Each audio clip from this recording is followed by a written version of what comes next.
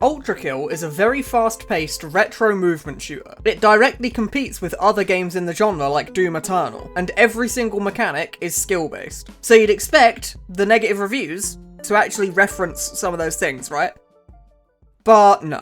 Add sex. Cool game, but no robot sex though. Didn't have gay robot sex. I thought everyone was joking when they said no sex, but there really isn't sex. The devs need to step up. Good game, but can't sex the cute robot. Ultra sex. Where is my robot sex? What the hell is wrong with you people? What is wrong with you? Look at how many of these say something about sex. Look at it. But you know, I guess that's to be expected. Really, I only have the developers to blame, since this visual novel is actually in the game as a secret level. So I don't know what I expected. But you know, I was hoping for more reviews that would talk about all of the, you know...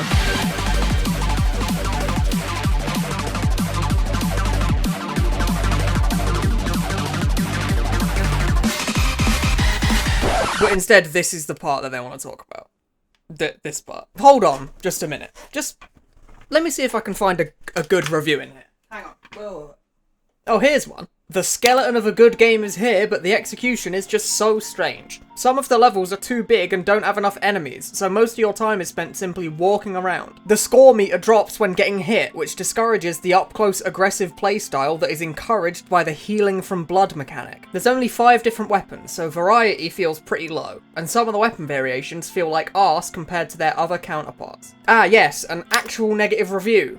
In the negative review page. You'll love to see it. Ultrakill's level design is actually very clever in my opinion. The levels are simple, but they give you enough verticality and space to use the cool movement the game has to offer. The review says that some of the levels, especially in Greed and Lust, are too big, and this is very likely done on purpose. If you look at the levels early on in the game, they're quite small and closed in, not really requiring too much difficult movement, because the player is new to the game when they're playing these levels. As the game progresses, the levels can get bigger and harder to traverse because the player's movement capabilities have drastically increased since their time in the prelude. Ultrakill has so many movement abilities that these levels being absolutely enormous really doesn't matter. In fact, it's kind of a good thing a lot of the time. If I want to travel a long distance, I have a million ways I can do it. I can do a dash jump and then shoot a rocket at my feet to propel me over there. I can use the overload on my green shotgun. I can do slam storage on this wall and then slide jump all the way across. I can freeze my rocket, stand on the rocket, unfreeze it and ride it all the way over. I can even shoot a core eject from my blue shotgun, switch to the malicious rail cannon, shoot the core eject and nuke myself into orbit. And this is just for travelling these enormous distances. If I want to actually fight the enemies between me and the end of the level, a simple dash jump takes me most of the way there. Once you get to these later levels, you're expected to have figured out at least a few of these things, because that's the nature of the game. The game's entire selling point is all about skill-based combat and movement that can be experimented on indefinitely. There's a ton of creative ways to do anything, and perhaps if you aren't utilising any of these interesting movement abilities, then you'll find the levels to be too big or too slow. Because just holding W to get where you want to go is very slow. The score meter dropping when you get hit, perhaps at first glance seems counterintuitive, because the way you heal is from getting up in an enemy's face and shooting them right in the meat. So if being up close heals you, but getting hit reduces your style points, then surely you want to stay far away and never use the heal mechanic at all. But in reality, this is not the case, because you only need to get up close and personal after you've already been hit. So you can spend all the time in the world dodging around far away from the enemies, trying not to get hit. But when you do get hit, you're rewarded for playing in a risky way to heal yourself back up. So you don't always want to be up in the enemy's face. You want to move in and out of these situations based on whether you need to heal or not. In reality, this system is really clever, because you only need to take these big risks when you're already hurt. So it doesn't force you to play up close, and it also doesn't force you to play far away. Not to mention that a reduction in style points isn't actually preventing you from doing anything. Getting an S in style in each individual level is actually really easy, and getting hit a few times because you're playing aggro likely won't prevent that. Your style meter going down is a suggestion that you should play in a different way, but it doesn't mean you have to. You can just run around holding left click on the green nail gun if you really want to.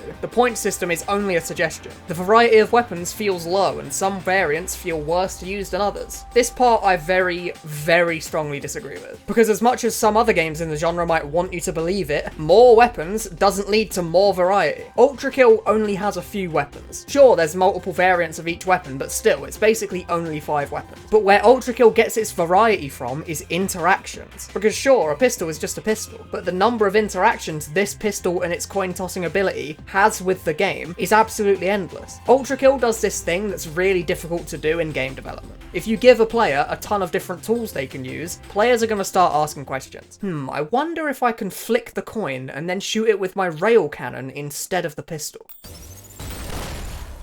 And the answer is yes, you can do that. Making the answer to any question the player could possibly ask be yes is really hard, but somehow Ultrakill manages to do that. The coins can be shot by your pistol, but also your other pistol, and the rail cannon, and your rockets as well. And also enemy hit scan attacks can hit the coin, which is what allows you to do this.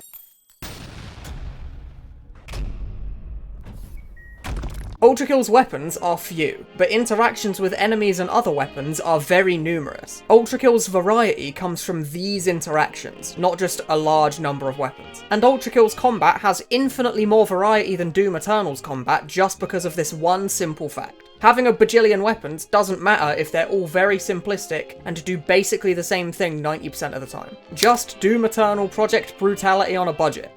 Okay, we all saw it coming. Doom Eternal versus Ultrakill. Doom Eternal is a huge AAA game that is visually much more impressive than Ultrakill, and this is no surprise to anyone. And Ultrakill is a much less visually impressive indie game that literally isn't finished yet. But despite that, I think that Ultrakill's gameplay is above and beyond what Doom Eternal has to offer, and it's for one simple reason. Ultrakill is far more skill-based than Doom Eternal. Predictable statement coming out of my mouth, I know, but it's true. Doom Eternal often makes you feel like a powerhouse with your huge arsenal of weapons, huge amounts of damage, and glory kill options that do a cool animation. But it lacks that depth in skill that Ultrakill has to offer. Doom Eternal relies very heavily on its high visual and audio quality, on account of being a AAA game. You know, these glory kill animations are great, but it's not really me doing anything. I make an enemy weak, they start flashing a colour, I press the melee button from a mile away, and my character basically teleports to them and does a cool animation. Whereas in Ultrakill, when you feel like a powerhouse, it's because you, the player, did something amazing. You did a cool railcoin combo that absolutely obliterated an enemy, or you did some huge rocket jump that carried you across the entire map. These interactions that make you feel like a god are actually impressive feats to pull off that require practice to get good at. But in Doom Eternal, it's literally a matter of a single button press from within 10 feet of an enemy. There's also that weapon variety thing I mentioned earlier. Doom Eternal has a billion guns, but they're all just guns. Some of them are projectiles, some of them are single shot, but they're all just guns. The moment you pick up the shotgun, the need for the pistol has completely vanished. Ultrakill has fewer weapons, but they all remain relevant and they all have their cool interactions to learn and master. Doom Eternal is a good game, but its AAA nature makes the devs too scared to make anything in the game too difficult, as to not scare off their casual audience. Because the casual players infamously don't like skill-based movement and combos, because it's inaccessible to them, and Doom Eternal gives into this, which might make for a better selling game, but a worse product overall, at least in my opinion.